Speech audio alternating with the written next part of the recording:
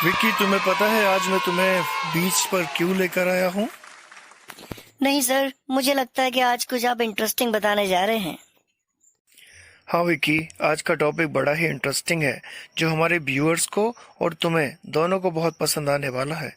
लेकिन मैं एक चीज तुमसे जानना चाहूंगा, क्या तुम्हें ओशियन, सी, गल्फ, स्ट्रेट और बे इनके बीच में डिफरेंसेस पता है? अरे ये सर, ये तो मेरे दिमाग में भी चल रहा था कि मैंने इनके बारे में पढ़ा तो है, लेकिन मुझे आज तक समझ नहीं आया कि इनमें डिफरेंसेस होते क्या हैं। तो सर आज प्लीज मेरा डाउट भी क्लियर कर दीजिए और हमारे व्यूअर्स का भी। हाँ विकी, तभी तो मैं तुम्हें इस समुद्र के किनारे लेकर आया हूँ। आज तुम्हारे सारे डाउट मैं एकदम क्लियर कर दूंगा, तो बने रहिए हमारे साथ। दोस्तों, जैसा कि विकी के मैं डाउट क्लियर करने जा रहा हूँ, वैसे ही आपके भी सारे डाउट क्लियर हो जाएंगे। बस बने रहिए हमारे इस वीडियो में हमारे साथ। तो चलिए शुरू करते हैं आज का ये टॉपिक।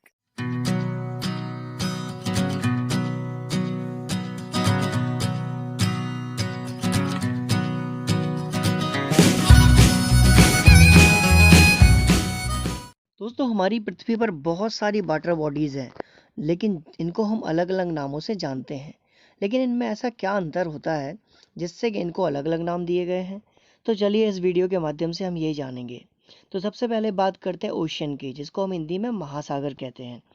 यहाँ पर लिखा हुआ है, a ocean is a large area of water between continents. आपको पता होगा कि कई महाद्वीपों को जोड़ने के लिए इनके बीच में एक बहुत बड़ा एरिया है जो वाटर से कवर रहता है, जिसको हम ओशन कहते हैं। ठीक है, आपने देखा होगा कई कॉन्टिनेंट्स के बीच में एक बहुत बड़ा पार्ट होता है जहाँ पर पानी ही पानी हमें पृथ्वी पर दिखाई देता है। It is a very big and they join smaller sea together. और इसमें आपने देखा होगा कि ये काफ़ी छोटे छोटे समुद्रों से भी ये वाटर बॉडी जुड़ी हुई होती हैं। ठीक है दोस्तों, इस इमेज में जैसा कि आप लोग देख पा रहे हैं कि यहाँ पर कॉन्टिनेंट्स हैं और कॉन्टिनेंट्स के बीच में आपको यहाँ पर कुछ वाटर बॉडीज दिखाई दे रही हैं जो कि इन कॉन्टिनेंट्स को आपस में जोड़ती हैं। ठीक है, तो आप देखेंगे कि ये हमारा अफ्रीका कॉन्टिनेंट है, जैसा कि ये एशिया है, ये यूरोप है, ये नॉर्थ अमेरिका है, साउथ अमेरिका और ये ऑस्ट्रेलिया। ठीक है, इनके बीच में आप देखेंगे कि ये पैसिफिक ओशियन रहा, ये इंडियन ओशियन है, ये अटलांटिक ओशियन है जो कि यहाँ पर भी है, और ये पैसिफिक ओशियन जो इस तरफ था यही इस तरफ है, और ये सदर्न ओशियन, ठीक है, जिसको हम अंटार्कटिक ओशियन भी कहते हैं। और यहाँ पर ऊपर आर्कटिक ओशियन है जो स्क्रीन पे हमें नहीं दिख रहा है फिलहाल। तो यहाँ पर आप देखेंगे कि ये वाटर बॉडीज क्या हो रही हैं, ये बड़े बड़े कॉन्टिनेंट्स को एक दूसरे से कनेक्ट कर रही हैं। ठीक है, तो आप देखेंगे यहाँ पर अफ्रीका कॉन्टिनेंट और साउथ अमेरिका कॉन्टिनेंट जो है, ये इसके बीच में आप देखेंगे अटलांटिक ओशन है। अफ्रीका और ऑस्ट्रेलिया, इनके बीच में आप इंडियन ओशन को देख पा रहे हैं। ठीक है, उसी प्रकार से जो एशिया का ये पार्ट है और एशिया का नॉर्थ अमेरिका से जोड़ने वाला और साउथ अमेरिका से जोड़ने वाला जो पार्ट है वो है पैसिफिक ओशन। ठीक है, तो ये जो वाटर बॉडीज़ हैं ये बहुत बड़ी वाटर बॉडीज़ हैं जिनको हम ओशन कहते हैं, और जो एक कॉन्टिनेंट से दूसरे कॉन्टिनेंट को जोड़ती हैं। दोस्तों, बात करते हैं सी की। सी को हिंदी में हम सागर या समुद्र कहते हैं, और seas are smaller than ocean. ये जो है ये ऐसी वाटर बॉडीज है जो दुनिया में महासागरों के बाद जो दूसरे नंबर पर आती है वो हमारे सी होते हैं या समुद्र होते हैं। ठीक है, तो ये जो है ये स्मॉलर देन ओशन। ठीक है, किससे छोटे होते हैं? ओशन से, मतलब महासागर से। And usually located where the land and ocean meet. और ये कहाँ पर स्थित होते हैं? तो वहाँ पर जहाँ पर ओशियन मतलब महासागरों का पानी जो है वो ज़मीनों से मिलता है। ठीक है, तो जहाँ ज़मीन और ओशन का जो पानी होगा वो मिल रहा होगा, वहीं पर ओशन का ही एक छोटा सा पार्ट होगा जिसको हम सी कहते हैं। And sea are partially enclose by land. और ज़्यादातर अगर देखा जाए चारों तरफ से घिरने की बात करें तो समुद्र जो है वो ज़मीन से घिरा हुआ होता है। ठीक है, तो ज़मीन के बीचों बीच अगर कोई एरिया है और जो ओशन से भी थोड़ा छोटा है, और उस पार्ट को हम क्या कहते हैं? सी कहते हैं। एक इमेज के ज़रिए मैं यहाँ पर दिखाना चाहता हूँ कि वर्ल्ड के कौन से फेमस सी हैं। तो यहाँ पर आप देखेंगे कि ये हमारा इंडियन ओशन है। ठीक है, और इंडियन ओशन के ऊपर आप देखेंगे तो ये अरेबियन सी है। ठीक है, ये हमारा इंडिया है, और यहाँ पर इंडिया के साथ साथ अरेबियन सी जो है यहाँ पर पाकिस्तान, ओमान, यमन, सोमालिया, ये इस तरीके से चारों तरफ से घिरा हुआ है। यहाँ ऊपर की तरफ जाकर देखेंगे तो हम पाकिस्तान है हमारा, ठीक है। तो अरेबियन सी, यमन, ओमान, सोमालिया, इंडिया, ये इनके बीचों बीच ये जो वाटर बॉडी है इसको हम अरेबियन सी कहते हैं। और नीचे की तरफ आप देख रहे हैं कि ये इंडियन ओशन है। तो इंडियन ओशन का ही ये पार्ट है, आप देखेंगे। और इंडियन ओशन का पानी जो है वो इस तरीके से हमारी वाटर बॉडी से टच होता है, जिसको हम सी कहते हैं। तो ज़्यादातर देशों के बीच में देखो, सी जो है वो देशों के बीच में होता है, और ओशन जो है वो कॉन्टिनेंट्स के बीच में होते हैं। सिंपल सा फंडा है, ठीक है। तो आप एक और देखेंगे यहाँ पर यूरोप में मेडिटेरियन सी की बात करें तो मेडिटेरियन सी और ब्लैक सी यहाँ पर आप देख रहे हैं, ये भी दो ऐसे सी हैं जिन जो चारों तरफ से देखें कई कंट्रीज से घिरे हुए हैं, ठीक है। तो ये आप देखेंगे यहाँ पर कि मेडिटेरियन सी, जिसको भूमध्य सागर कहते हैं, ये चारों तरफ से ऐसे पूरा अफ्रीका, यूरोप और एशिया के बीचों बीच है, ठीक है। यहाँ पर आप ब्लैक सी देख रहे हैं, ये भी कई कंट्रीज से घिरा हुआ है। यहाँ पे बुल्गारिया है, रोमानिया है, यूक्रेन है, टर्की है, ठीक है। तो ऐसे करके बीचों बीच ये वाटर बॉडीज हैं जो ओशन से लगभग थोड़ा छोटा होता है, लेकिन एक तरीके से बाकी और वाटर बॉडीज से ये बड़े होते हैं, ठीक है। तो आई होप कि आपको समझ में आ गया होगा कि सी क्या होते हैं। सी ज़्यादातर लैंड फॉर्म से घिरे हुए होते हैं, जो कि अलग अलग कंट्रीज हो सकती हैं, ठीक है। दोस्तों आगे बात करते हैं हम गल्फ की। तो गल्फ भी क्या है, एक लार्ज वाटर बॉडी है जैसा कि सी होता है, और it has a narrow mouth. लेकिन इसका जो माउथ है, जो या मुंह है या मुहाना है, वो क्या होता है, एक नैरो होता है, मतलब संकीर्ण होता है। और ये अंदर की तरफ से कैसी होती है, वाइड होती है, मतलब चौड़ी होती है, या कह सकते हैं कि इसका जो डायमीटर है वो क्या होता है, चौड़ा होता है। इट इज़ लार्जर देन बे, और ये बे से क्या होता है, लार्ज होते हैं, ठीक है, मतलब बड़े होते हैं आकार में। अब बे क्या होता है इसके बारे में हम आगे डिस्कस करेंगे। जैसा कि आपको पता है बे ऑफ बंगाल, ठीक है, जिसको हम हिंदी में खाड़ी कहते हैं।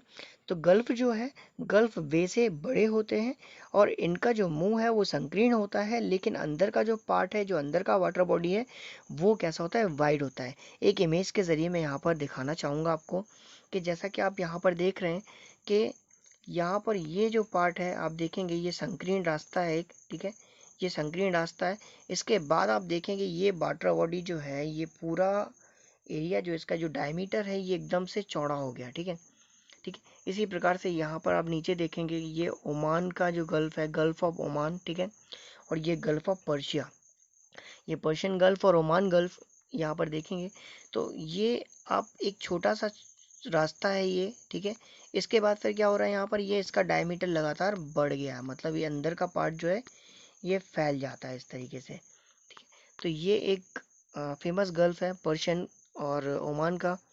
तो ये आप देख पा रहे हैं, इजीली समझ में आ रहा होगा कि क्या डिफरेंस है गल्फ में। एक और इमेज से मैं आपको दिखाना चाहूँगा। यहाँ आप देख पा रहे हैं कि ये छोटा सा रास्ता है, ठीक है, और ये एक पानी का छोटा सा रास्ता है जो नॉर्थ अटलांटिक ओशन से और गल्फ ऑफ मैक्सिको को जोड़ता है, ठीक है। तो ये आप छोटा सा, और ये वाटर बॉडी में आप देखेंगे आगे इसका ये जो एरिया है कितने बड़े एरिया में फैल गया है। तो ये डायमीटर देखिए आप कि किस तरीके से इसका डायमीटर अंदर का ये बड़ा हो जाता है, ठीक है। और रास्ता कितना है, ये है एक रास्ता और एक ये रास्ता है, ठीक है। तो इस प्रकार की वाटर बॉडीज को हम गल्फ कहते हैं, जो अंदर से तो चौड़ी होती हैं, लेकिन इनका जो मुंह है, जो माउथ है, वो बहुत संकीर्ण होता है, ठीक है। अब हम बात करते हैं बे की। तो अब bay is a typical smaller than a gulf. आपको पता है कि गल्फ से बे जो है वो क्या है, स्मॉलर है, ठीक है। अ बे हैज़ अ वाइड माउथ, लेकिन आपको याद रखना है कि गल्फ में क्या होता था, गल्फ में जो उसका मुंह होता था वो क्या होता था, इस तरीके से संकीर्ण होता था, बाद में ये इस तरीके से फैल जाता था, ठीक है। तो मतलब डायमीटर क्या होता था, बड़ा होता था, और मुंह जो है वो संकीर्ण होता था। लेकिन अगर यहाँ इसकी बात करें हम, तो वे में क्या है, वे का जो माउथ है वो क्या होता है, वाइड होता है, मतलब कि मुंह जो होगा वो बहुत चौड़ा होगा, और अंदर की तरफ जाके ये कैसा हो जाता है, इस तरीके से संकीर्ण हो जाता है, ठीक है। मतलब ये मुंह जो है ये थोड़ा, ये मुंह जो है ये बड़ा होगा, और अंदर की तरफ ये किस तरीके से क्या हो जाता है, कर्व्ड हो जाता है, कर्व्ड हो जाता है, मतलब घुमावदार हो जाता है, ठीक है, इस तरीके से। तो ये आप देखेंगे डायमीटर नीचे अंदर की तरफ कैसा होता जाता है, छोटा होता जाता है।